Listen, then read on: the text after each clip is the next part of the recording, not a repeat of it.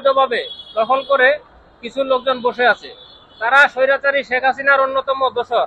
এই এলাকার সাবেক এমপি হাবিব হাসানের ভাই নাদিম মাহমুদের ছত্রছায়ায় আমাদের বৈধ জমি অবৈধভাবে দখল করে বসে আছে। তাদেরকে গত 3 মাসে বারবার লিখিত নোটিশ এবং মৌখিক নোটিশ দেওয়ার পরও তারা আমাদের জায়গা দখল ছাড়তেছে না। এক পর্যায়ে তারা গত 2 মাস আগে আমাদেরকে বলেছিল এখন থেকে তারা আমাদেরকে এই জমির ভাড়া দিবে, বিনিময়ে তারা এখানে দোকান করবে। আমরা তাদেরকে বলেছিলাম আমরা আওয়ামী লীগের কোনো দোসরকে আমাদের জায়গায় রাখবো না, আপনারা জায়গা ছেড়ে দেন।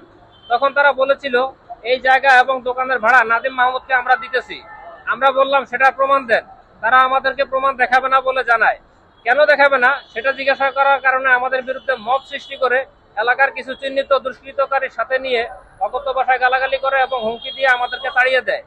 খাজনা প্রদান করতেছি, সরকার আমাদেরকে লিজ দেওয়ার পর এই বিষয়টি লিখিতভাবে ডিসি মহোদয় এবং ওসি মহোদয় বরাবর জমি মাপার জন্য নোটিশ দিয়ে জানিয়ে দেয়। এ হচ্ছে ডিসি মহোদয় বরাবর যে ভূমি মন্ত্রণালয় থেকে যে কাগজ পাঠাইছিল সেটা।